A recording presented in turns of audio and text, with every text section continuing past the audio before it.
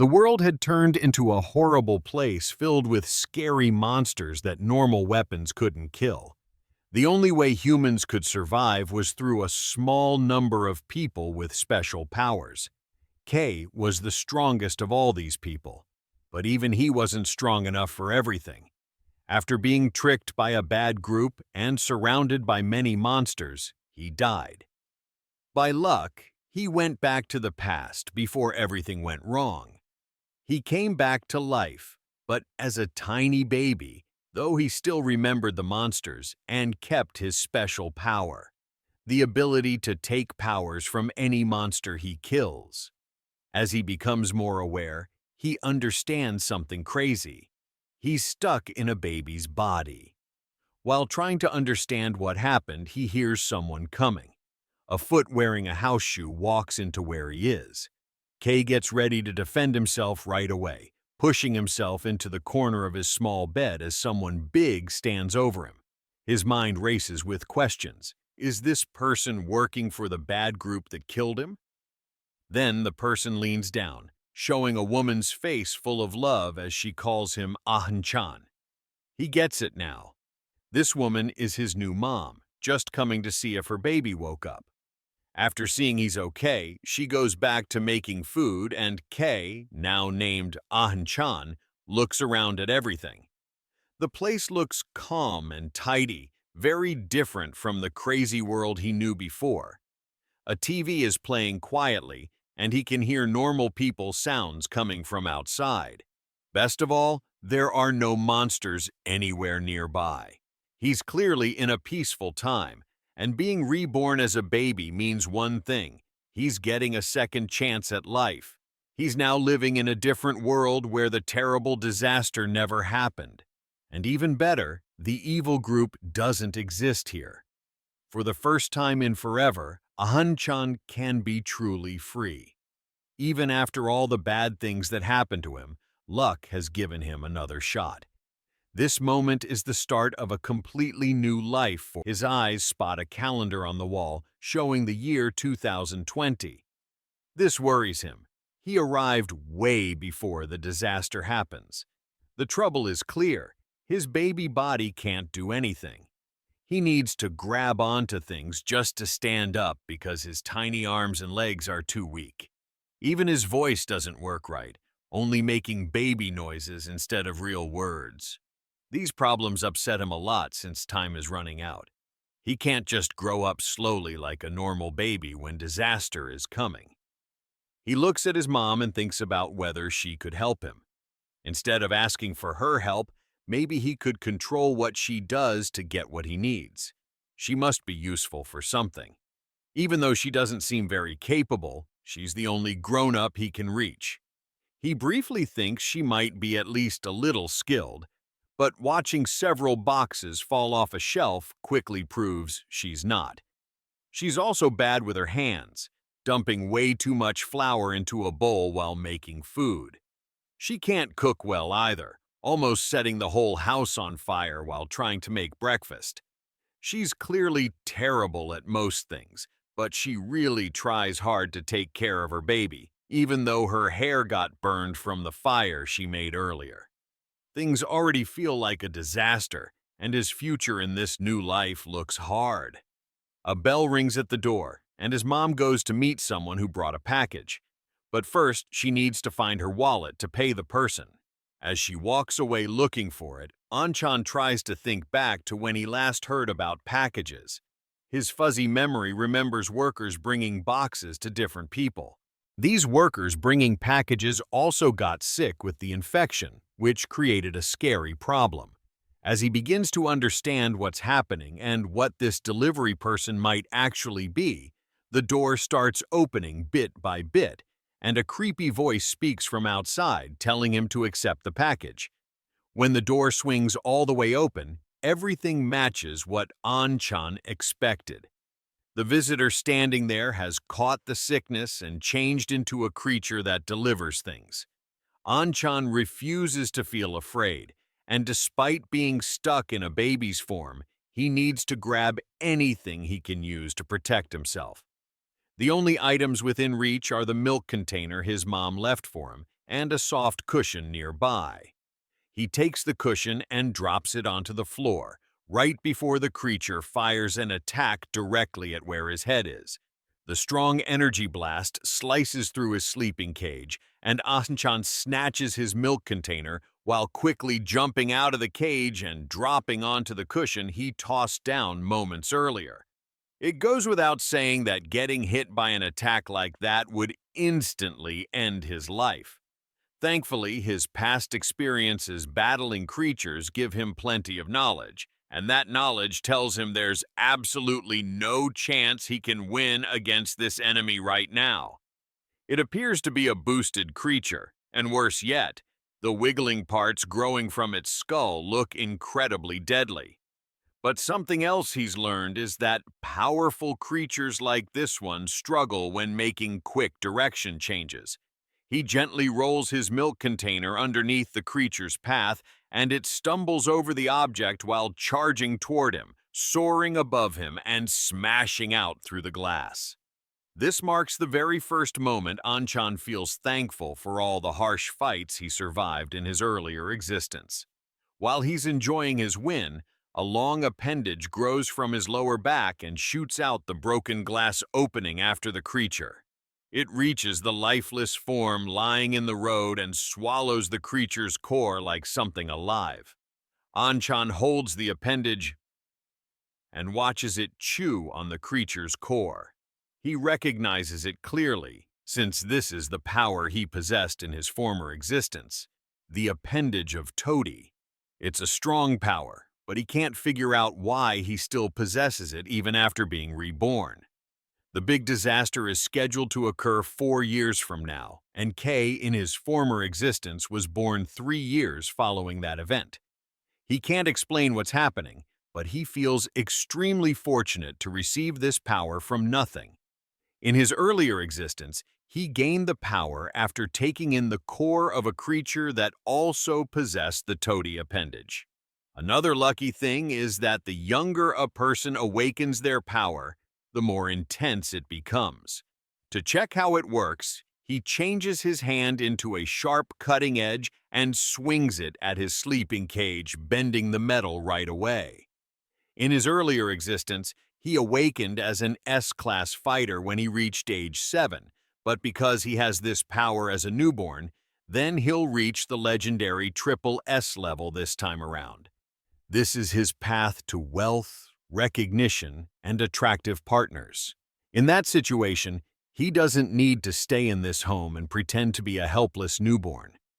As he moves away on all fours to begin his fresh start, the sleeping cage that he damaged moments ago begins falling, and it's heading straight down on him. Anchan attempts to get clear, but his body stops responding, leaving him frozen in place.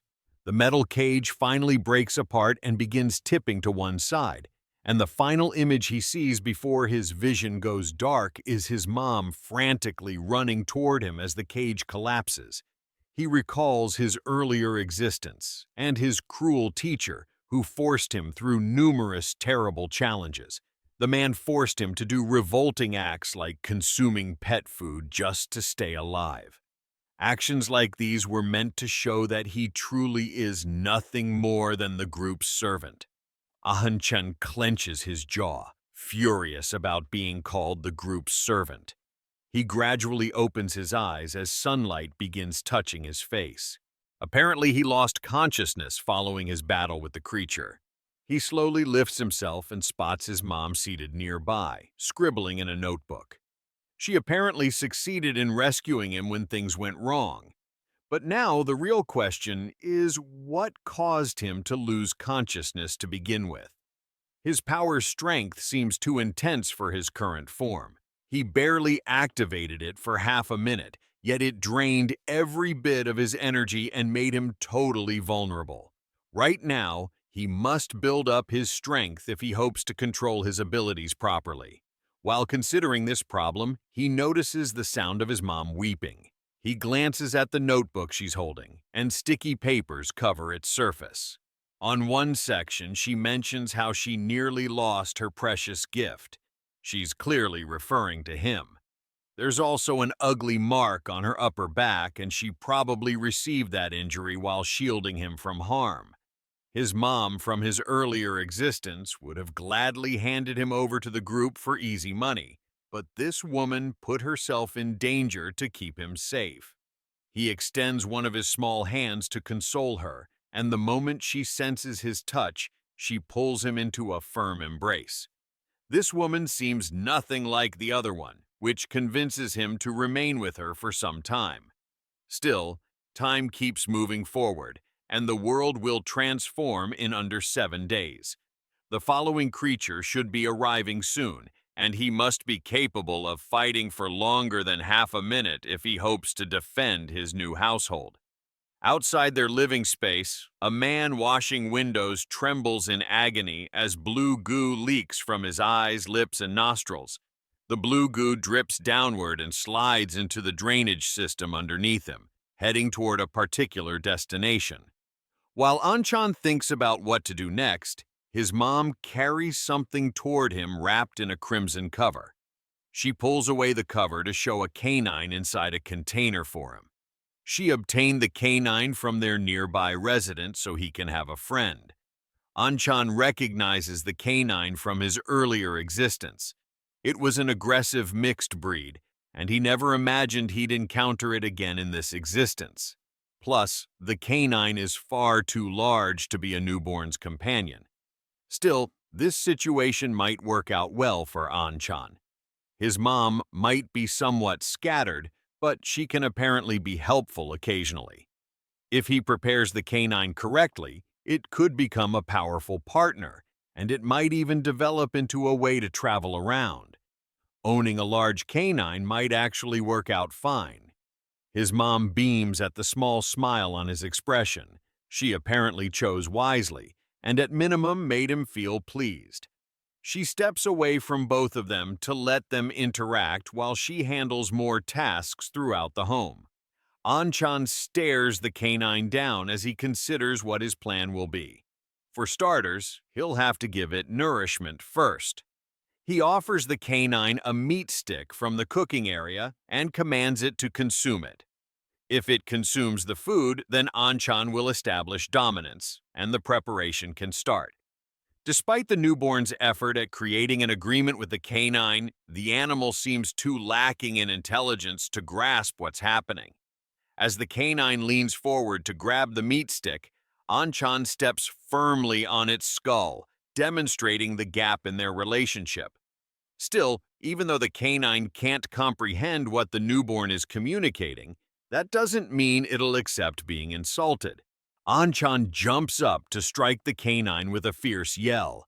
He dives onto the canine, and both of them scrap with each other while the mom chuckles at their playful behavior.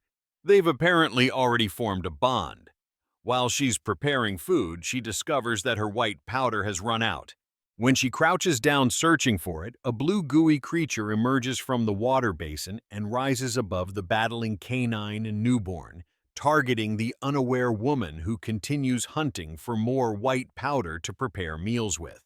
The gooey creature lifts upward and heads straight for Anchan's mom. The canine jumps into motion and races toward the creature before it can harm her.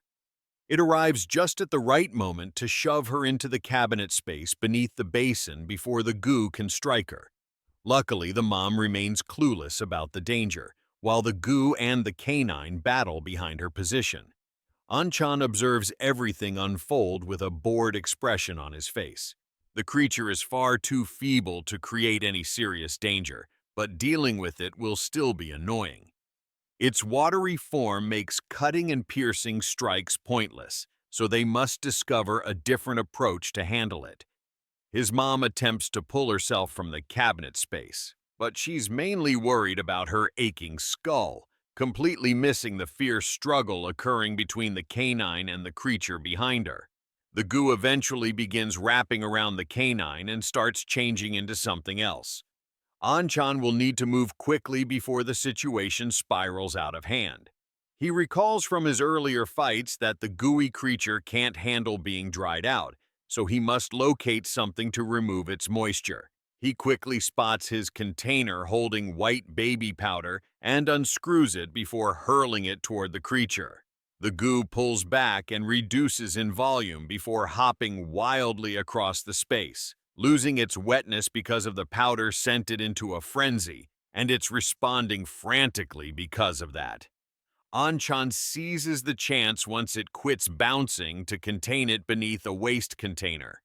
The danger appears resolved, and both the canine and his mom lift their heads from behind the cooking counter. Without warning, the waste container begins moving, and the goo jumps out from beneath it, using the quiet moment as a chance to flee. The canine blocks its path before it travels too far, and Anchan hurries over, attempting to contain it once more, but it still succeeds in slipping free, this time fully dodging getting stuck beneath the waste container. Before departing, it makes a rude gesture at both of them as it slides out the glass opening. The goo arrived at their home uninvited and created mayhem, and then had the nerve to attempt leaving on its own terms. It might be feeble, but it's far too bold for either of their preferences, and that makes them too upset to permit it to run away without consequences. Anchan grabs a nearby rain shield as equipment and mounts the canine as a reliable ride. The moment has come for him to pursue the creature before it travels too far and generates even more problems. There's absolutely no chance they can permit it to run away, so it can create more difficulties for them or anyone else later. It drops its liquid onto the skull of a young woman walking past, and she glances upward just as it's diving down and attempting to consume her completely. Anchan and the canine race to her aid as the newborn attempts to determine his next move. If he relies on his own power, he clearly won't manage to resist the goo, but if they allow the creature to consume the young woman without stopping it, the area will transform into a scene of violence. That type of violent scene is something Anchan has witnessed plenty of times in his earlier existence. The canine moves just quickly enough to arrive at the young woman in time and jump above her, while Anchan spreads open the rain shield and stops the shower of goo before it can reach the young woman. The goo doesn't give up and launches itself off the rain shield, now targeting to strike the canine and newborn straight on. Because Anchan can only activate his abilities for a brief period, he has a single chance to use them and finish the creature in one move. He fires an upgraded strike with his abilities, tearing through the creature right away and eliminating it. The goo bursts apart and splashes across the location, totally beaten, while Anchan and the canine remain winners following the quick fight. Fortunately, he arrived early enough to rescue the young woman before she turned into Goo's meal, but she also witnessed him activate his abilities, and she appears frightened. Without wasting any time, the young woman starts running down the street without glancing backward. Her reaction makes sense, considering what she just saw happen. The harder thing to consider is how much time it'll require him to remove this disaster. His appendage emerges from his undergarment and proceeds to soak up the goo spread around the pavement. The appendage apparently has the ability to take in another creature's power. In his earlier existence, the single method for K to gain a fresh ability is if he trades it with the old one. But right now, the appendage is rapidly consuming all the spread-out goo liquid and converting the power into his possession. He checks the power by creating a goo sphere in his palm, and it truly appears like both powers are working together. In his earlier existence, K did everything possible to make certain that he swapped abilities as rarely as he could so he wouldn't get discovered by the group. That ultimately became his failure at the conclusion, but that doesn't alter how odd it is that the appendage of Toady somehow grew on its own. The reason could probably be his current age. The younger someone is when they begin gaining abilities, the more intense the ability's strength, and the quicker the person can adjust to it. K became a qualified candidate for abilities at the age of 10, but everyone younger than him perished. Most kids can't withstand creature poison, and they all wound up dying the moment they encountered it. While he was considering his next steps, the canine carried him back home without problems. He dismounts from his dependable ride and applies his fresh goo abilities to cover the space, making certain that no creatures will be approaching his home in the future. But simply doing that has already used up all his energy and made him tired. There's no point considering gaining fresh abilities or adjusting to his present one, because his endurance is simply far too weak for him to accomplish anything with the powers. Still, he doesn't need to stress too heavily about what might happen next, since the creatures shouldn't arrive and bother them in the future because of his goo protection. Anchan drops to the ground from tiredness, and the canine approaches him with a threatening expression in his gaze. It appears the moment has finally arrived for the canine to pay him back for that embarrassment from before. The canine bends forward and lifts Anchan by grabbing his clothing, and for a second, the newborn believes that he's going to become canine nourishment. Back in the living space, his mom exits the washing area, fully cleaned of the white powder that spilled before. She walks to the common room to check how her child is managing, and finds him cuddled with a canine on the ground. It might appear like they are resting peacefully, but Anchan is fighting intensely against the heaviness of the canine lying on him. Time goes by, and the newborn manages to break free from his soft trap to start working on securing the living space. He succeeds in spreading the unique goo on the glass panels and air openings, and also the water tubes. Now, even if a huge disaster strikes the home, they'll remain protected for some time. While completing all of that, he figured out the present condition of the toady appendage. Turns out, it can hold up to 4 abilities at the same time, unlike in his earlier existence where he needed to trade one for a different one. At this moment, he can activate both the toady appendage and his Gyu abilities, but only for roughly 30 seconds. To get ready for a huge disaster, he'll need to handle other matters. One of the initial things any survivor desperately requires during the end times is resources. The main reason for death following the disaster wasn't even the creatures. It's the hunger resulting from broken supply chains which finally caused the frantic fight for resources. If someone manages to gather resources ahead of time and stay away from the fighting completely, that individual can even build a group of loyal followers and have allies during the most dangerous moments of the disaster. Anchan will need to get it ready as quickly as he can, but as a newborn, there's a boundary to what he's capable of doing. Shopping centers are packed, and soon locations will be swarming with creatures. If even a single individual catches the infection, the sickness will multiply quickly with no chance of stopping it. His mom's device buzzes on the common room surface. He goes to see who's calling and notices messages arriving from the property owner's discussion group. Thankfully, her device isn't secured, so he can simply access it and discover what's happening. The individuals in the discussion group are talking about an unusual sickness that's multiplying around and how individuals infected by the sickness are transforming into creatures. It's obvious that they don't realize yet how serious the end times that's approaching really is, and Anchan is more than willing to educate them a little about it. He quietly makes a profile and enters the conversation, telling people about how a huge disaster is approaching and they must gather their resources before everything turns into madness. Even though he's attempting to assist them by offering them thoughtfully directed advice, it's obvious that nobody trusts him. The reality that he doesn't even have a picture yet since he just made the profile also doesn't improve his situation. A contact invitation suddenly appears on the device. He approves the invitation out of interest, and the individual on the opposite side gets straight to business and explains that they wish to arrange a trade with him if he is truly looking for resources.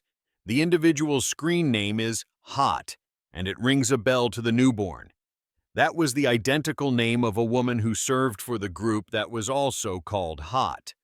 His assumption is accurate, and the individual on the opposite side of the screen is in fact the hot that he's considering. She leans back against the seat in a space filled with electronics and equipment while messaging him. It appears like things are going to become very exciting for her. It's obvious that whoever she's communicating with is a very careful individual, though. Before arranging any kind of trade, they wish to learn what her strategy is. Communicating with them has already turned very annoying, and they've hardly exchanged any words to each other. So she chooses to be straightforward and present him an offer in hopes of completing their trade. She proposes to provide him all the resources he desires, whether that be nourishment, drinks, protection gear, or whatever else they might require. The single thing that she will attach a cost to is any knowledge that he requires.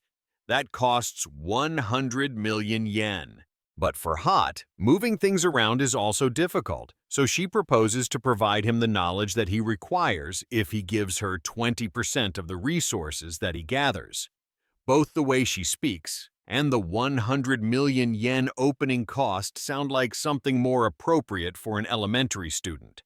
Thinking about it reasonably, there's absolutely no chance that this individual he's communicating with isn't the Hot he recalls from the group.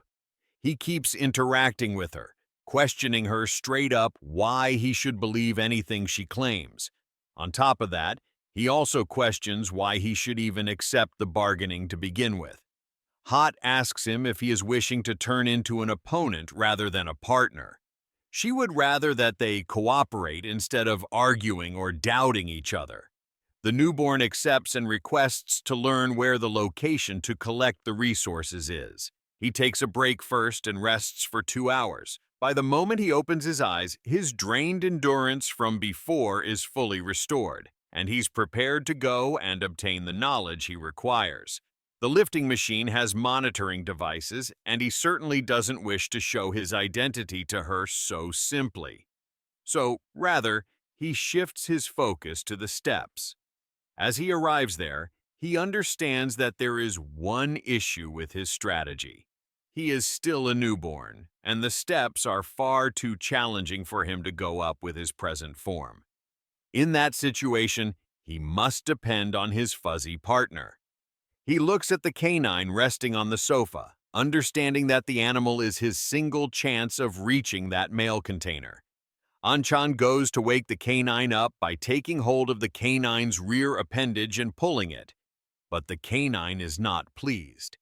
It swats Anchan away with its rear appendage, launching the small child backward with a reddened face. And Anchan believed that he had succeeded in controlling the animal, but it appears like they are still not friendly. Anchan notices something on the cooking counter that should help his situation. It's a container of snacks, and he should be capable of applying that to tempt the canine into assisting him. He dumps some of the canine snacks in his palms and carries it up to its snout. In a handful of seconds, the canine rises and accepts the arrangement right away. It appears like, despite its tough appearance, the animal is actually quite simple to satisfy. With his transportation arranged, the following step is reaching the location where Hot left the knowledge before his mom opens her eyes. He travels on the canine through the residential structure and finally arrives where the mail containers are. Inside one of the mail containers, there's a rose-colored envelope poking out of it. That's clearly what his goal should be, but there's also a monitoring device observing the space as well. It's clear that Hot wishes to apply the monitoring device to verify his identity. If that occurs, then his knowledge will be traded right away and he will lose his advantage. Hot doesn't interact with individuals she doesn't recognize, so Anchan must maintain his secrecy no matter what. In that situation, he simply must confuse her. The baby turns on his powers, sending out thin red strings around the room and looking at everything for anything weird. Besides the building's camera, he finds 3 other secret cameras that she probably put there. It's clear that she really wants to find out who he is. Hot laughs in her computer room, waiting excitedly to see what kind of dummy will fall into her trap this time. But without anyone getting near the mailbox, she gets a message from the person she's been talking to saying he has already taken the information. She quickly looks through the camera videos, but the only thing she sees on the screen is a dog just standing next to the mailbox. She doesn't know that behind the dog is the person she's annoyed at, secretly trying to read the letter without her seeing. He figured out where the camera couldn't see and used his furry friend to hide and read the letter quietly. He grabs the paper from the mailbox and runs away without being seen. The paper shows him a big sale at a store nearby, and that's probably where he needs to go. As he reads through the paper, Hot keeps calling his phone over and over, asking him to show who he really is. He teases her back by saying he will show who he is if she gives him 100 million yen. That makes Hot even angrier because whoever this person is, they are clearly making fun of her, and she wants to make sure they feel bad about it. She turns on a spider robot hiding in a drain and tells it to look through the whole building. The spider-looking robot has a camera on it, and it can't be hurt by dirt, water, heat, cold, magnets, fast movement, or electricity. The robot spider moves toward Anchan and the dog, but it gets stepped on right away by a pair of soft house shoes coming down the stairs behind them. Hot cries out in pain as her $30 million robot gets broken in just seconds. The person who broke it is his own mom, and she came down to look for them after not seeing them for a while. Hot cries over losing her spider robot, but luckily it looks like the sound part still works. She can hear a woman's voice on the other side, and then she realizes that the talking part also works, which means that they should be able to hear her too. She picks up the microphone and tries to scare whoever is on the other side, telling them that they haven't won just because they stepped on her spider. Now that she has heard their voice, she can put all of their messages and their secret past all over the internet. She keeps teasing them, but whoever is on the other side doesn't answer. Instead, they keep talking to someone else, saying how they are wearing thin clothes and they could get sick. That's when Hot realizes that the person on the other side can't hear her, and she's been talking to herself the whole time. On top of that, after looking around, even with her big network and all her connections, she can't find out who the person on the other side is. Whoever they are completely hidden, and she has no idea. Meanwhile, Ahan-chan gets a free ride back to the apartment from his mom. She tells him off for going out on his own and tells him how dangerous it is. Meanwhile, the robot spider lies broken on the floor, and it can only work at 4% power. When they get back to the apartment, Anchan is surprisingly not in trouble for running out of the apartment. His mom thinks that the dog opened the door by itself and that the baby crawled out after that while still half asleep. Because of that, he won't be able to use the dog for some time, and it has been tied up to stop any more problems like this. Based on what Hot said, a big store will open soon, which means that she's going to give them stuff from goods that she took from other people. For Hot to do that so easily, she's being pretty kind despite everything. If he's going to get materials, then he needs to do it soon instead of waiting. But first, he has to find a way to get to the store in the first place. He left a paper out on the table for his mom to see, but she hasn't even looked at it. There's no way that he can just straight up tell her about the end of everything, but he's going to need to do something. As he's trying to think about what to do, he hears her talking about how there are only 5 days of baby drink left. That's a great chance, and he can use that to help himself. He knocks over the cup of baby drink on the table and then acts like he's still sleeping when she comes over to check the sound. When she goes to wipe up the baby drink, she finally sees the paper on the table for the store. She picks it up and starts to think about going there. And everything happens just like Anchan wanted. The day finally arrives for the trip to the big store, and she puts the baby in pink clothes, which makes him unhappy. While they are both gone, the dog has been left at home with lots of food to eat. They get to the store, but before she can go in, a safety worker runs over to ask her what she's doing in the place. He tells her that there is a bad sickness spreading around and people are supposed to stay away from going around. The mom tries to tell him that she just wants to buy baby drink for her child, but the worker won't listen to her reasons. He's a government worker, and Ahan-chan knows that the government will soon be gone, so they don't have to worry about things like this for long. The worker is only doing this because he has been told to, and he tells her that she should go home. As he's talking to her, he doesn't see the creature sneaking up behind him until it puts its hand on the man's head. In 1 second, the creature squeezes its hand and the man's head bursts like a red balloon. Then it looks at the helpless mom and child. This creature is much bigger than anything Anchan has fought so far, and it's a strong, growing type, so it doesn't have any special weak spots either. He doesn't want to show his power, but if he doesn't use his ability, then both he and his mom will die here. There's no time to wait, and he's about to jump into action, but his mom picks him out of the baby cart and tries to run away. Anchan knows that running away won't work since this thing is a completely different kind. It's way faster than a person, and his mom has no chance of getting away on foot.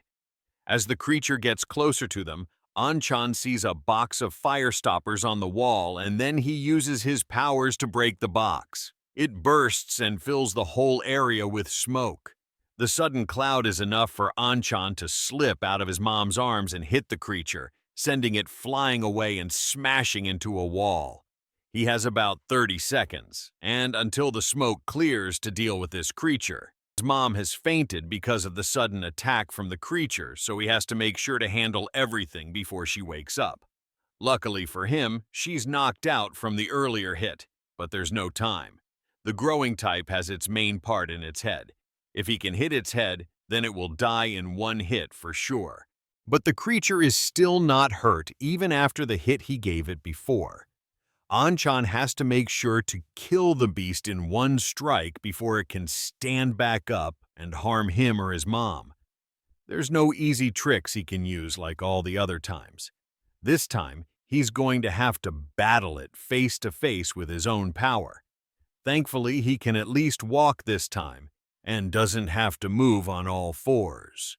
The creature moves first and leaps toward the child, but Anchan is able to move out of the way before it can catch him. He then uses his ability to cut up the creature with thin threads of his toady ability. He didn't succeed in killing the creature, but he at least succeeded in making it bleed after that strong hit. Things don't look very good right now, but Anchan is certain that the one who is going to win is him. He runs off to hit the creature again, this time certain that he can at least fight against it. Because of his tiny body, he is able to easily avoid most of its hits, and uses the thread from his toady ability to swing around its body and tie around it. Then, once he drops down, he yanks the thread, once again slicing through it right away. It looks like he has the advantage, but he still needs to hit the creature in the head to beat it. Luckily for him, with a body as big as that, it makes it hard to aim for a quick-moving baby. It also can't use its full power because of how fast it's made to move. For the creature, it would be the same as trying to catch a tiny mouse.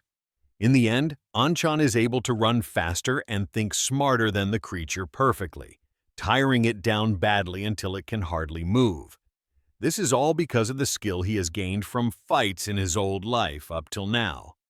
Because of the repeated hits from the baby, the creature's power has been greatly lowered, and one more strike should be enough to finish it off. He can't get too proud, though. And even though the creature has been badly weakened by the repeated hits, it uses all of its energy to pull one of the sharp points from its back and throw it at the baby with amazing force. Anchan is quick enough to avoid the hit, but it still cuts deep into his forehead. He jumps away, putting a lot of space between him and the creature before it can throw another one of those hits. If it keeps attacking like that, then the baby has no way of getting closer to finish it off. For now, He has to try and come up with another plan like a sneak attack, or he has to find a way to pull its focus away. There's no time left either, and he will soon feel the bad effects of using the full power of his abilities. For now, he might have to leave and carry his mom away before she gets hurt. As he's still trying to think about what to do, he sees his mom helplessly looking around back at the bottom floor. It looks like his time ended faster than he thought, and now she has woken up and she's frantically searching for him. As she looks around for him, she comes right in front of the creature and looks up at it in fear. Instead of leaving, though, she reaches into her pocket to grab something, and Anchan frantically shouts for her to leave because she clearly won't be able to fight the creature by herself. But as the main character's mom, she clearly has some tricks of her own. From her pocket, she takes out a shock weapon and fires it at the creature, hitting it with strong electricity and making it stop moving. It may be unusual, but this is exactly the distraction that the baby was searching for. Anchan jumps off the building toward the roads below, right as the creature gets better, and swings at his mom, sending her flying backward. As she drops to the ground, luckily looking away from the creature, Anchan drops from above with a huge strike, planning to get rid of the beast once and for all. The creature glances up just in time to see a baby with a large amount of power on its foot coming down at it at great speed. The strike lands right on the creature's head, smashing it apart right away and ending it instantly. His mom is still on the ground, passed out as the baby walks up to her to see how she's doing. As much as he's not too attached to her yet, it would have been way more risky for him if she wasn't there trying to keep him safe. Not only did she come to try and rescue him despite the risk, she also put her life in danger to protect him. There's still a lot of practice she has to go through before she can be helpful to him, but it seems like he can at least rely on her.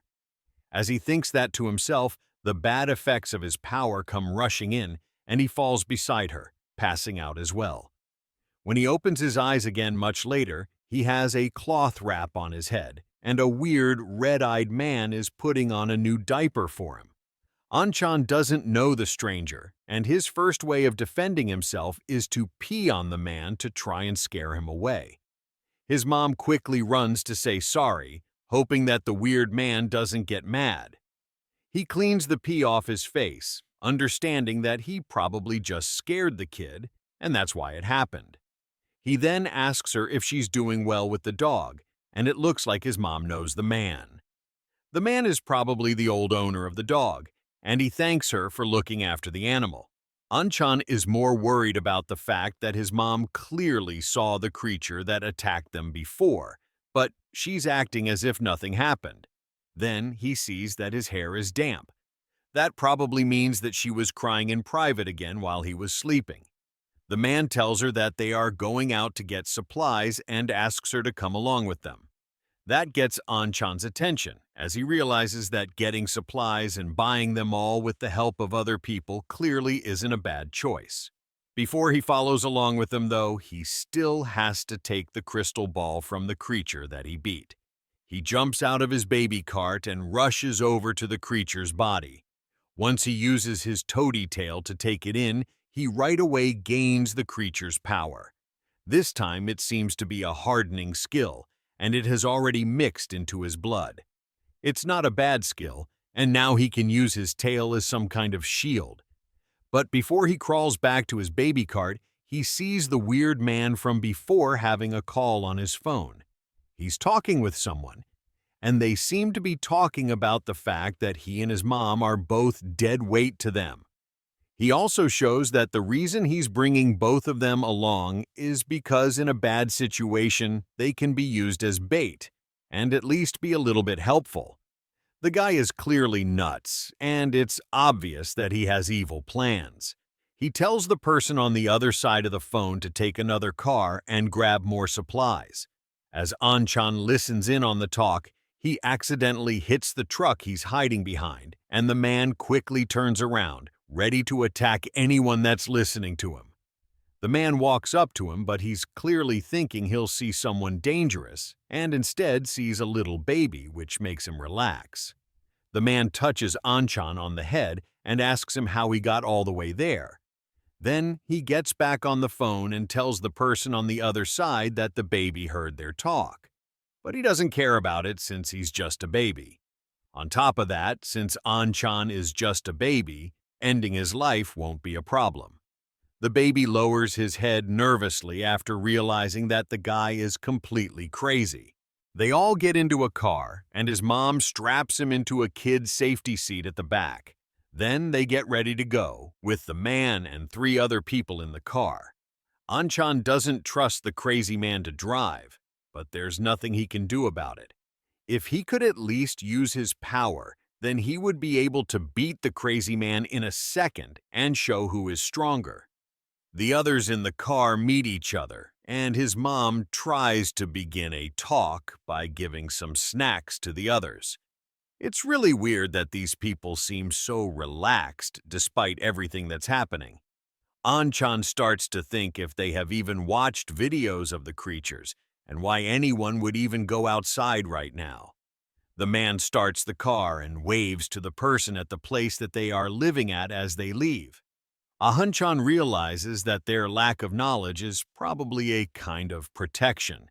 After all, even if people see creatures or dead bodies, it doesn't always mean that the world is ending. All they can do is act regular and try to hide their worry. As they keep driving through the town, Miss Ling takes out a box of sandwiches to share with everyone in the car. The people in the car are all neighbors from the building that Anchan and his mom are living at. There's his mom, Ling Yingyu, a neighbor from room 502. Then there's Den Ku, a neighbor from room 103. And finally there's Ryu Kaisen, a neighbor from room 104. His mom keeps giving snacks to the others in the car as they drive to the store. Ryu Kaisen asks his mom how she's able to raise a child by herself despite how hard it is. After all, she's young and pretty, and it doesn't look like she's working either. It's also risky to go outside with a child. His mom first thought about leaving him at home, but she has seen that whenever Anchan is left by himself, he starts to act wild. She had to bring him with her after thinking about it a lot. Anchan naturally tries to tell his mom to stop talking as she breathes out while thinking of all the mess that has happened because of her child over the past few days. One of the men at the front is Chin Minoru of room 504. The driver says that Ling is helpful in a fight, especially since she beat a big creature with her shock weapon. They also brought the dog as well in the truck that's behind them, so they have some extra fighting power if anything were to happen. Anchan's mom doesn't remember what happened, and she doesn't know that it's her child who did all the work. As they keep driving through the town, the driver realizes that something is wrong. There should be more creatures around, but the place is strangely quiet. Suddenly, he sees someone running on the road, clearly searching for help. As she's running through the road, searching for somewhere to hide, the wall of a nearby building breaks open and a hand reaches out for her. Then she is suddenly attacked by many creatures all at once. The driver tells them to hold on tight as he tries to move the car to avoid hitting the creatures and the girl. The car and the truck both slide to avoid the small group of creatures, and they succeed in moving past safely. The dog barks loudly in the back seat as the creatures gather over the girl and drag her to the ground. She yells for help as the creatures pile on top of her and hurt her. Today has been really busy from the moment Anchan and his mom left their house. They are trapped by creatures, and Anchan takes a moment to look at the situation they are in. The bug-headed creatures around the car all have sting marks on their necks. The boss of all the creatures must be some type of robot. The parasite bosses are bug-type creatures, and they have the power to turn people into robots. Their strength isn't much by themselves, but in big groups, it's a different story. And as long as the boss runs around, the robot creatures will just keep growing. The best thing they can do is find a way to run away right now. The rest of the bug creatures that aren't piling on the poor girl from before start coming toward the car to hurt those inside. They are way too close for the driver's comfort, and in a few seconds, one of the creatures breaks through the front glass. Anchan looks around and knows that it's clearly possible for them all to live through this problem, but he needs to push them off quickly before they become too many. Sadly, though, he can only use his powers for 30 seconds, and if he uses all of it here, then it's all done. He looks around the car and thinks if any of the people is able to fight. Ryu frantically looks out of the car at the girl who's getting hit and eaten by the creatures. She yells for the others in the car to stop waiting and rescue her. That right away makes Anchan angry as he realizes that she's going to slow them down going forward. Instead of trying to think of a way to help everyone, she's yelling for everyone to rescue her. They might as well leave her because it's not like she's helpful in a fight. Shin Minoru tells them that they shouldn't go and rescue the girl. She already has the same cut as all the other creatures on her neck, meaning that she's probably already too far gone. Shin Minoru clearly has good eyes, but he's probably too old to be helpful in a battle, but he might at least be strong enough to carry stuff. The driver asks if they should rush into the mess, but if they are going to rush in, then they should handle the creatures first before they all get killed. Anchan doesn't like that idea because it seems like he's trying to get them all killed. They can't count on the guy when it really matters. The person driving the truck behind them is probably the same.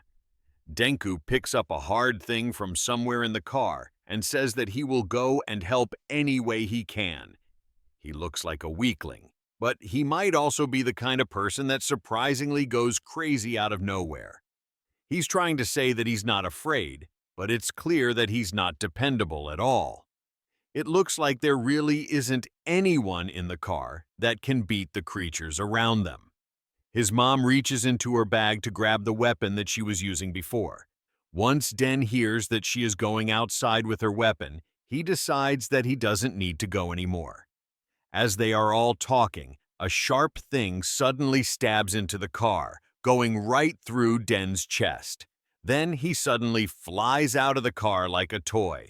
Then sharp claws dig into the side of the car, and a different bug creature shows its scary head into the car and right away stabs a claw into Ryu, killing her right away.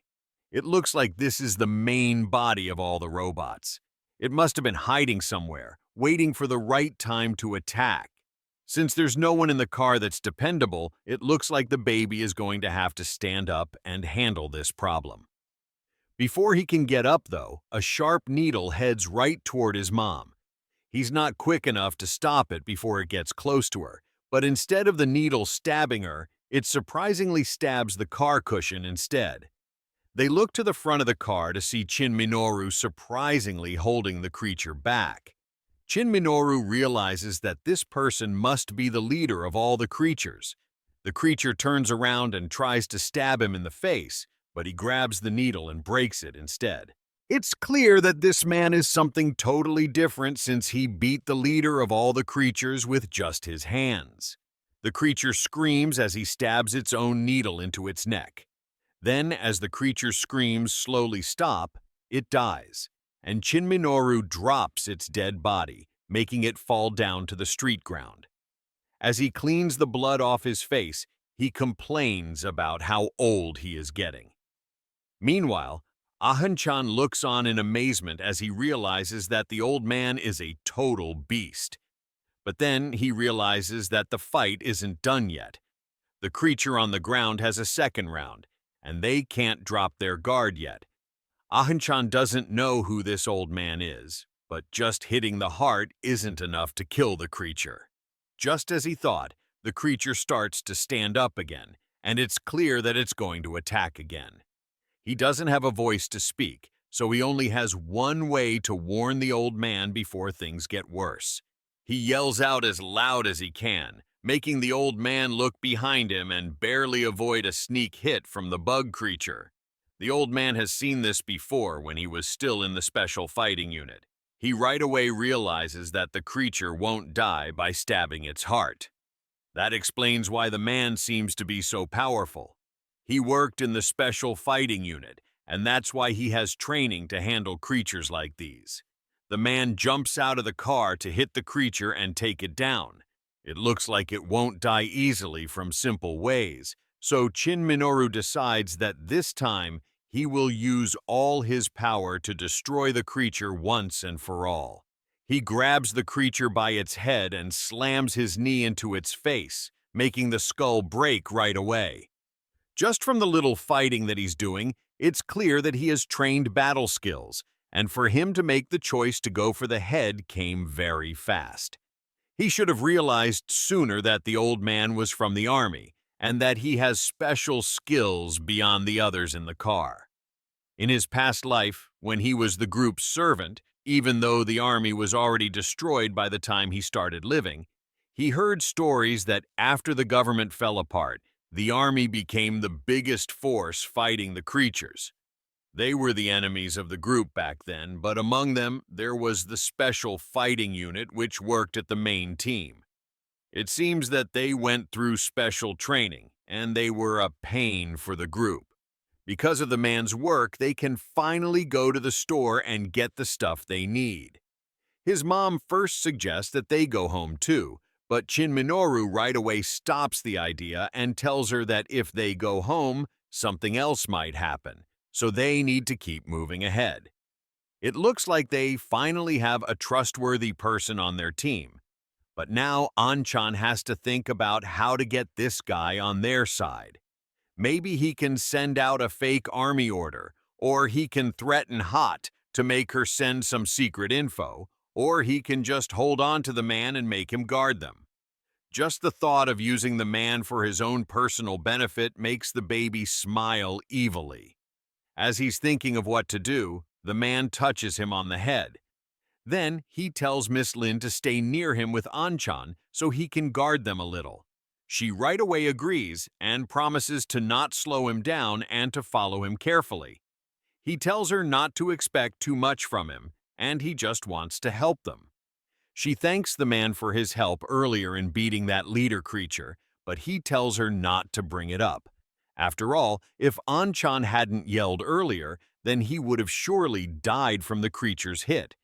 Then he tells the little baby that the more stupid someone is, the more they want profit. That almost sounds like he could read the child's mind and know the selfish thoughts that he had earlier. Ahan-chan crosses his arms and decides to calmly accept the help from the man, but he knows that Shin Minoru's personality will end up being his weakness. They finally arrive at the store that they have been heading toward since the start, but the entrance is shut. It looks like it's their day off. The paper said that the store would be open, but the place is clearly closed for customers. Anchan knows that Hot is a skilled hacker, and she probably shut the store from far away. Suddenly the entrance opens up, and the driver explains to them that he had a friend open the entrance from somewhere else. As he says that, he smiles and shows his phone, telling them that they should remember to thank his friend later. That makes Anchan worried, and he secretly pulls his mom's phone out of her bag to look at it. He opens the messages and sees that Hot sent him a message recently telling him that she saw their car on the security camera and opened the entrance for them. That proves that the driver clearly knows Hot. That makes things a lot harder for him because Hot and the driver are both very sketchy people to him. They finally enter the store, and Anchan is just exhausted now that they have finally reached where they're going. The store is big and there are a lot of supplies in the storage area. There are also no cameras in the space, so it looks like the baby doesn't have to worry about being seen when using his powers. Then he sees that the old man brought a weapon stand with him. That's to be expected of a former special fighting unit soldier. But now that they are in the store, the man that's been leading them this whole time has suddenly vanished. There also doesn't seem to be any workers in the store, so there's no way for them to buy or pay. As they are trying to think about what they are supposed to do in the storage area, They hear clapping coming from somewhere else in the building. They look ahead and see the man from earlier smiling smugly and tapping the boxes around him. Then he announces that everything in the store has already been bought by his group. The moment Kay fears the most has finally happened. The person standing in front of him is none other than a member of the group. Even Kay's dog doesn't like him as it starts barking angrily. The driver finally shows his real face, admitting that he's only used all of them to get into the store. Now that he's finished with them, it's time to get rid of them like worthless garbage. During his proud speech, Kay right away spots a mark on the man's arm, which is a clear sign that he truly belongs to the group.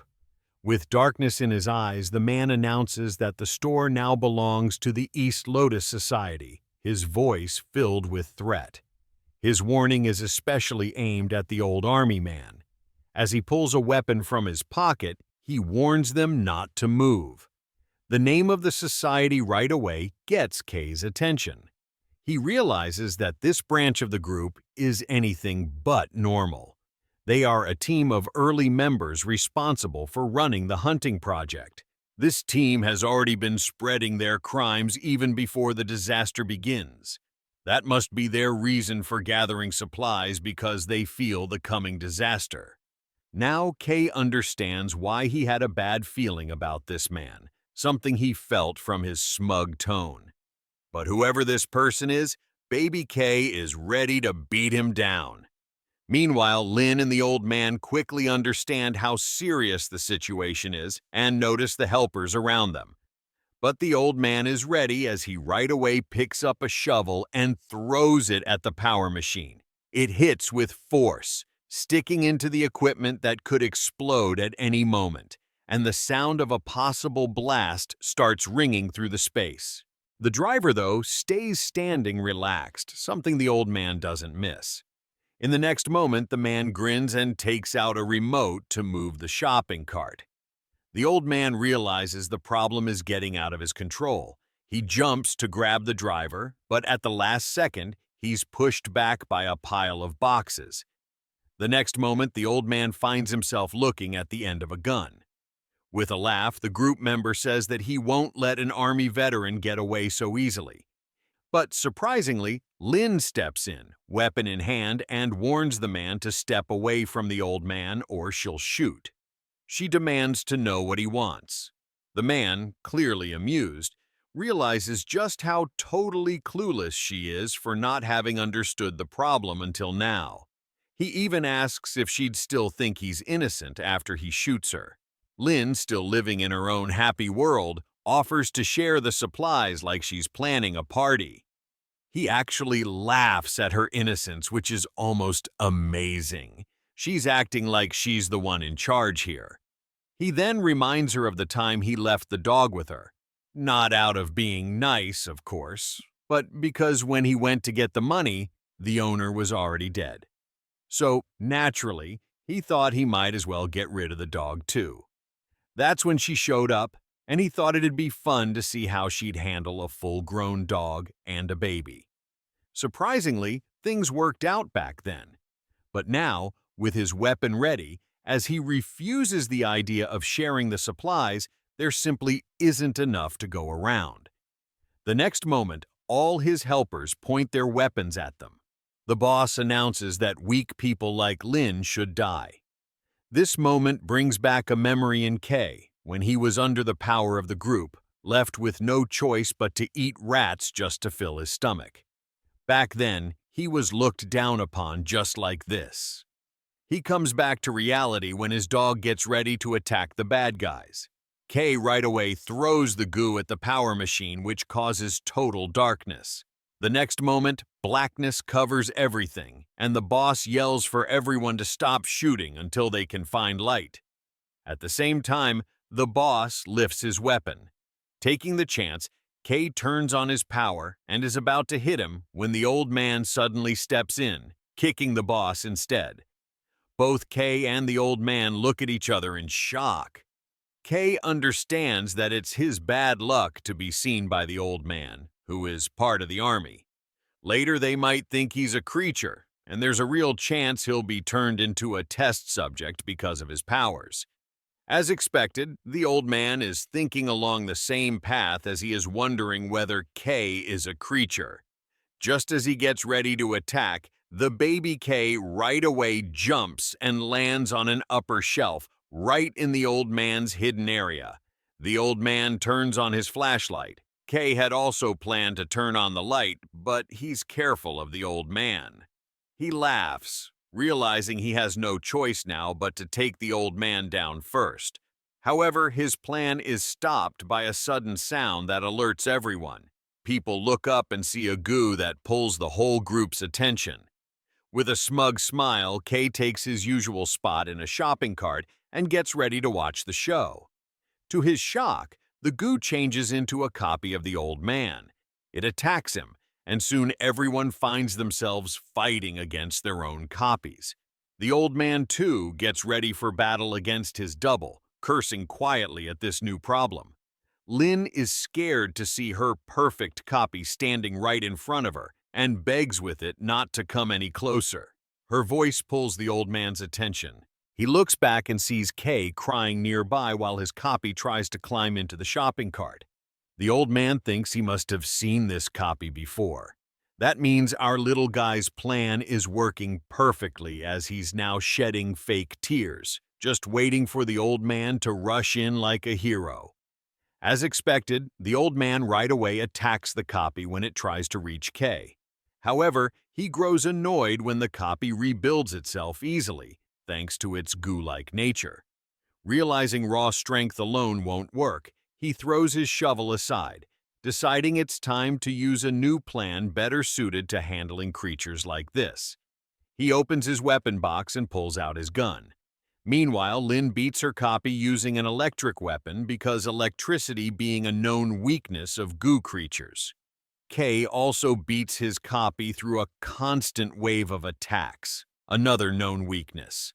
In the end, the old man destroys his copy using pure gunfire. But the battle isn't done yet. Another goo copy throws itself at Lin, only for the old man to shoot it at the last moment. However, the creature is still alive, trying to rebuild, but the old man keeps firing, determined to finish it off. He may not have killed it completely, but he's clearly done some serious harm. But at the same time, the boss also gets back on his feet, ready to attack, just as the old man stays busy, fighting off the goo. Kay curses quietly, while annoyed by the problem. He can't use his powers openly. Doing so could reveal his secret.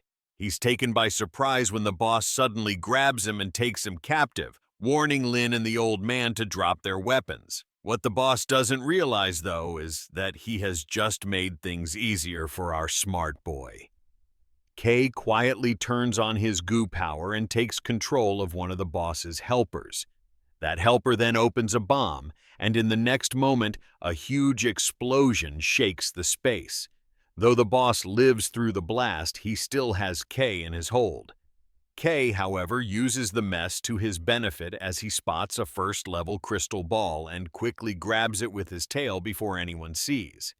The boss, badly hurt and almost killed in the explosion, runs into another room and closes the door behind him in a desperate try to keep himself safe. Inside the room, several more bad guys are waiting. The boss announces that it's time to leave and tells them to get the car ready as they're getting out of here. The bad guys right away begin to follow orders. At that very moment, our boy sees another mark. This one carved into the side of the man's neck, showing his name. Now everything becomes totally clear to Kay. This person is none other than the real boss of the group, Lai. He's the one who turned Kay's life into a living nightmare in his previous life. Back then, though, Lai always wore a mask, which is why Kay never got to see his face. Who would have thought he'd get the chance to see it now, as a baby, no less? Kay's baby stare is so strong that Lai actually feels it, and even scolds him in annoyance. The next moment, a red fog begins to fill the air around them. This is called crimson dust, which is a dangerous thing in this disaster-filled world, risky to any human being. Those who touch it either die or change into creatures. That explains why, just moments later, several of Lai's helpers begin to change into ugly beasts and run toward them. But Lai, in his usual mean way, decides to use K as creature bait. Without a second thought, he throws the baby into the room with the creatures and runs away, leaving him behind.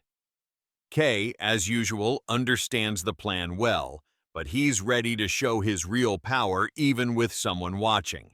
He pulls the ball from his pocket and turns it on.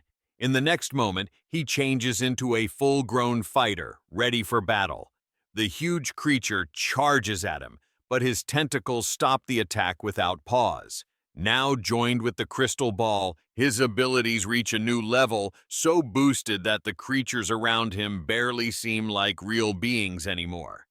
Another creature tries a laser hit from its eye. Without stopping, K walks straight through the beam and stabs into the creature's body. He's almost entertained by how easily he can control his body. His tentacles now move with deadly smoothness, cutting through the creatures like food on a cutting board. Meanwhile, Lai watches the scene happen with growing fear. Confused and scared, he fails to understand K's identity, having missed the change from baby to warrior. One look at his pale face tells K everything. He knows Lai doesn't recognize him yet. That makes it all the more satisfying. K moves forward, his eyes dark with purpose. There's no pause now. The moment for payback has finally arrived.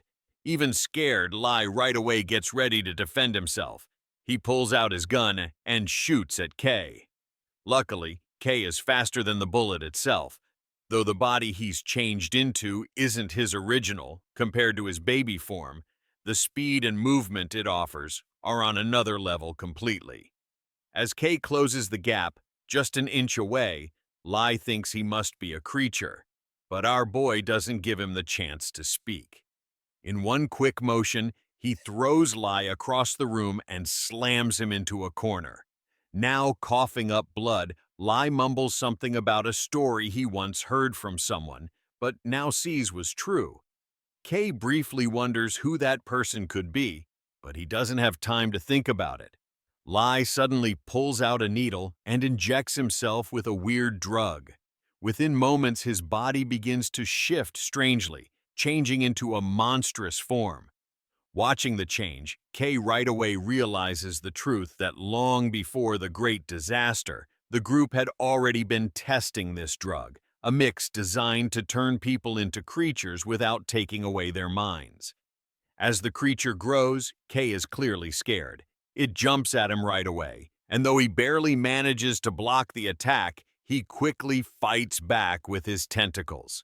But from that single clash, he realizes his enemy is no normal threat. The creature continues its non-stop attack, hitting at him with silver tentacles, which K narrowly avoids. Just by watching its movements, K understands this creature was meant to trap him from the very start. A chill runs down his back as he recognizes that this is the same creature that killed him in his past life. But this time, he's not the same person. He's not that helpless version of himself anymore, and he has no plan of dying to the same beast again. With fresh determination, he dodges each attack with sharp focus and strong energy. Then suddenly a powerful blast explodes against the creature. As the dust clears, K sees the old army man reloading his guns with bullets, which he has taken from the East Lotus Society. The irony isn't lost on him. The old man is using the enemy's guns for a good reason. Meanwhile, K tries to understand the sudden change in the fight. The old man is shooting at the giant eye creature, which is actually Lai, still hidden in his creature form. Watching the situation change, K can't help but smile widely. The game is changing, and this time, it's working for him. Lai remembers the time he joins the group, when one of its members pulls him in by warning about a coming disaster in the world. She makes it sound like joining the group is the only way for him to stay alive. Then she gives him a drug as a welcome gift for joining, while saying that it can help him discover his real nature. At the time, as he looks at the medicine, he isn't sure about her words. He thinks he already knows his real nature well enough. But once he takes the shot and wakes up his creature side, he becomes sure that she was telling the truth. Because he is born as a creature that lives by using other people's weak spots. For example, when he is just a kid, he tells a heavy lady that her husband is cheating on her. When she gets mad, he adds as proof that he heard her husband calling her an ugly sleeping pig a little while ago. The woman, who might already feel bad about her body, right away believes him and becomes angry with her husband. After getting hit, the husband decides to leave her. When he leaves, she is broken by her own believed ugliness. And like a helpful angel, Lai pulls her into his trap by promising to introduce her to people who surely won't hurt her. This is how he uses people's feelings, by getting their trust, then draining them later. His cheating nature has turned him into a con artist, a creature in human skin. That's why he is now born as a level 4 creature, Trickster Lai. Up until now, the creature our boy sees is just fake visions. He sees the creature that killed him in his past life and is scared to death by Lai's tricks. Meanwhile, Lai decides not to waste his energy and waits for the right moment to fight back and win in the end. Suddenly, he is hit by a bullet and is shocked to see the old man ready to fight him again. He is annoyed by the old man's long life and right away attacks him. But the old man stays hidden, launching attacks without showing himself. Lai attacks again, but his hit is met with a series of blasts. The clash creates a large amount of smoke and dust, making it hard for him to see anything clearly. Taking the chance, Kay moves into his hidden spot from behind. When Kay attacks, Lai curses loudly, angry that he has broken out of the fake vision so quickly. Kay steps forward and announces that Lai is nothing more than a level 4 cheater who can never be anything special. With that, he attacks Lai with his tentacles, making Lai curse those tentacles. In the next moment, Lai tries to create a fake vision around Kay, but this time it doesn't work. He is annoyed by the failure of his skill. Kay remembers the time he tasted death in his past life because of the fake vision. While silently thanking Lai, he releases his full power. Lai is scared as Kay, with lightning speed, throws himself toward him. Lai is bleeding a lot after being attacked by Kay. Kay then asks him calmly if he is done. But inside, he knows this is only the start. In 2 hours, another wave of red dust will hit. It will be nothing like what people have faced before. This will be a twisted wave that breaks hell open. As he gets ready to finish Lai, Lai tries to stop him. Kay answers that he's not interested in his last words and is determined to end him. Meanwhile, the old man is also watching the scene happen. Kay understands that Lai is a tough enemy who still wants to fight despite all his injuries. So, it's better to finish him off by going straight for his neck. Just as he's about to hit, he gets fooled by a fake vision. His mom appears, begging with him, asking if he's going to kill her too. He stops for a moment, and that moment costs him badly as he gets hit by a series of blasts. Taking the chance, Lai attacks again, and Kay barely manages to avoid it. As Kay gets back on his feet, Lai announces that no matter what, Kay won't be able to kill him. He can now clearly read Kay's thoughts and guess his every move. Lai knows that Kay has only one attack left in him. At that, our guy considers leaving Lai to the old man. At the same time, like reading his mind, Lai avoids a bullet shot by the old man and teases him, asking if he plans to just stand there like always. Kay curses quietly, realizing too late that normal guns don't work against a level 4 creature. Lai, growing too confident, believes he can see through the old man's plans. With a scary laugh and a statement that he's a godly being, Lai heads toward the place where the old man is hiding. But as soon as he reaches the spot, a bomb planted by the old man blasts the moment Lai steps in. Seeing Lai hurt, Kay praises the old man's sharp thinking. Then he wonders where the old man has gone. As if answering, the old man appears behind Lai and is about to attack, but Lai dodges at the last moment. Lai gets ready to fight back, but Kay calls out his name to pull his attention. The sudden noise startles Lai. Smiling, Lai asks Kay if he wants to know about his future. While he is briefly distracted, the old man shoots him. Suddenly, a vision enters Lai's mind as he sees himself dealing with weak people, people who are beneath him. Kay is showing Lai a future where he is always the loser, always worthless in the end. Kay tells him that this is his fate. Angry, Lai grabs his head and refuses the claim. Another vision flashes that he's bowing before others in a sad position. He refuses to accept this future. Full of rage, he strikes out wildly, but in the end, ends up hurting himself. The next moment, they all stare in shock as Lai has cut off his own head. Watching the scene happen, Kay smiles. He has finally tricked the greatest cheater of all. As Lai's head flies from his body, he once again sees Kay's memories. His eyes grow wide in fear as he sees the creature standing before him. The next moment, his cut-off head hits the ground, and he screams for Kay to get out of his mind. He yells at Kay, announcing that this is what the warning about the baby truly meant. The old man looks at Kay, his attention caught. Lai continues, his voice stressed that Kay is the egg of disaster, shocking both Kay and the old man. Lai warns that by starting this fight, Kay has given up any chance at a normal life. From now on, the group will hunt him without stopping. Before he can say more, another gunshot rings out and Lai is stopped by a bullet. Kay and the old man turn quickly toward where it came from. A new person steps out from his vehicle, calmly explaining that if one doesn't kill their enemy in time, they will become their own enemy. The moment Kay realizes the man is from the army, he goes on high alert. The newcomer calls the old man teacher, giving him credit for the very lesson he just spoke. His name is Captain Lai On, but he is more famously known as the Snow Wolf. Before the student and teacher say hello, another creature comes up behind Lai On. Without even moving or pausing, he kills the creature. Our guy, who is watching from behind the box, is amazed to see it.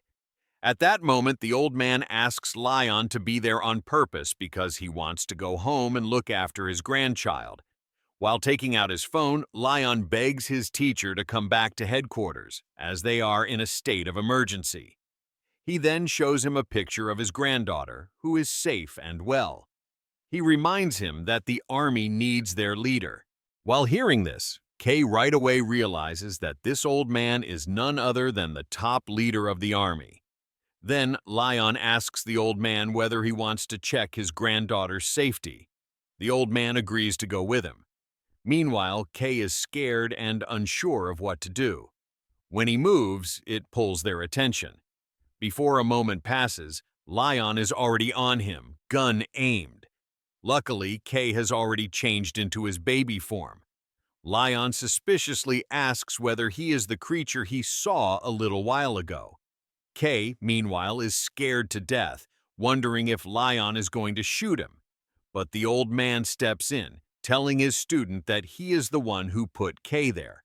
While picking him into his arms, he whispers to Kay to keep acting. With that, Kay starts crying like a baby, which he actually is. Lai On comments on how well he fits with the baby. Suddenly, our boy feels a weird feeling coming from Lai On and looks at him closely. In that moment, he wonders whether he has seen him before in the group. Later, Kay is placed in the baby room with the other babies. When the nurse puts him in the bed, Lai On tells her to go back and she follows without question. While acting like he's sleeping, Kay listens to all of this and wonders about where the old man is. He also wonders about the place he's in. Suddenly, a baby starts to cry, pulling Lion's attention. At first, he smoothly comments on the baby's energy and asks him to be quiet, but then his tone changes as he uses his skill to make the baby fall asleep. Meanwhile, our boy is seeing all of this, eyes wide in fear. He remembers that Lion is quite an important person in the group, with the nickname Tank. Not only that, he has a very rare and strong ability in which he can control and burst the blood in anyone's body whenever he wants. He knows that Lion has used his skill on the baby, which causes lack of air, making the baby pass out rather than fall asleep naturally. He is someone Kay knows he must be careful of, especially after his earlier try to kill him. Now Lion is moving toward our baby. Meanwhile, Kay is thinking about his own abilities, which he has awakened too early, considering the group has only just started. He wonders whether he is already one of the rare few to awaken his powers before the end times. At that moment, Lion decides to check Kay and tells him to be quiet. Kay holds his breath the whole time. As soon as Lion moves away, Kay lets out a breath of relief. Before leaving, Lion comments on how fun it is. As he leaves, Kay looks around to make sure he's really gone. Then, he right away jumps to his feet. He recalls Lai, a cheater, someone who can control minds. Kay has abilities like godly absorption, which create a wall in his mind to keep his thoughts safe from Lai. Now, to keep himself safe against Lion, he adjusts his blood flow, slows it down, and allows the fake blood to be automatically taken in. After watching it, he looks around at the other kids and wonders whether they are also the disaster eggs. It's not like he isn't familiar with the term. He has heard it in his past life, but due to his lower rank back then, he never had access to that kind of knowledge. Still, he believes Lion must know something about it. He then thinks about the situation with the army, which was wiped out in his past life by the group. His mind drifts to the old man who clearly doesn't trust Lion since he wanted to personally look at his grandchild. He also wonders about the check Lion did on him. There are too many thoughts spinning in his mind. Then he remembers his mom and his dog, but he quickly pushes those thoughts away. He's not in a place where he can think about others. Right now, all he needs to focus on is his plan to get out. He tries to open the door with his power, but he can't use it. He remembers the crystal ball he got earlier, which he used to mix the power called Dark Shadow. But during the mixing process, he can't use many of his powers. Right now, he can only use Dark Shadow and Godwall. The second one helps him fight mental attacks, but Dark Shadow is too strong and dangerous to use in his current problem. So, he decides to wait and understand what those around him want before using his powers and taking the chance of being found out. So far, acting like just a baby has worked well for him. Suddenly, he sees something coming out from another bed. He looks down at another baby, whose legs are changing into tree branches. So, this baby must be another special one like him. Then, he sees several other babies with different kinds of powers. He remembers, in his past life, these babies were always locked away. Now he understands that they are all put somewhere like where he is now. Suddenly, a tree vine picks him up. When he tries to get free, he can't. He wonders for a moment whether he should use his powers now or not.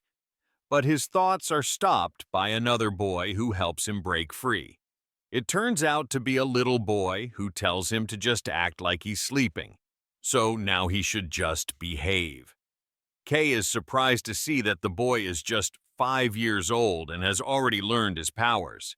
Suddenly, he curses quietly as he hears a sound behind him. The boy right away runs away, vanishing from sight. Kay turns to see nurses coming into the room for a check, and he quickly acts like he's asleep on the floor. The head nurse tells everyone to collect every baby.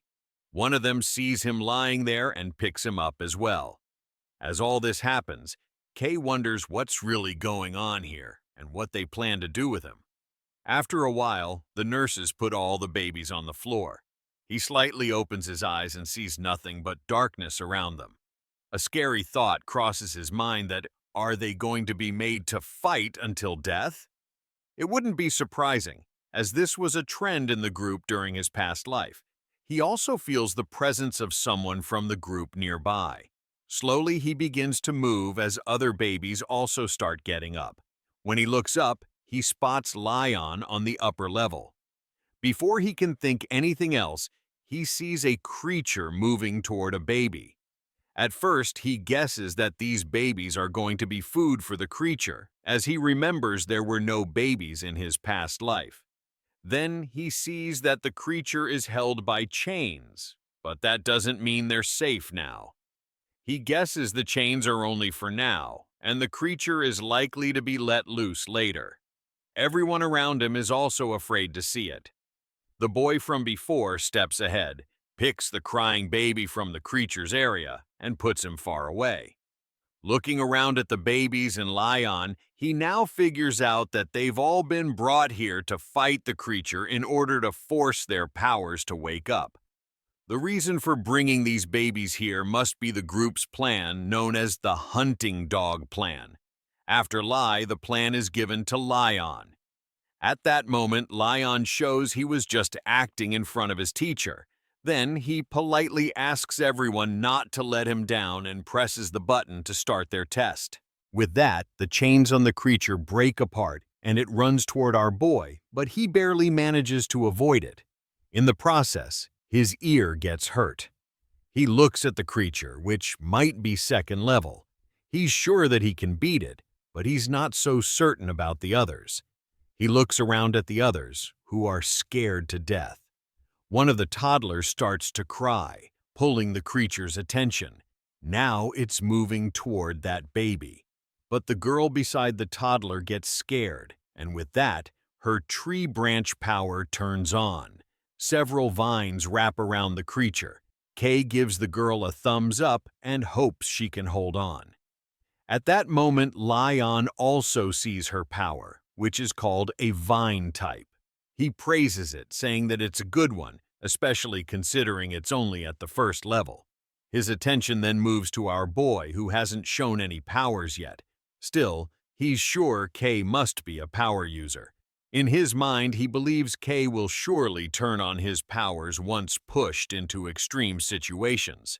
With that, the creature breaks free from the vines and gets ready to release its full power. Kay is shocked to see how serious the situation is happening before him.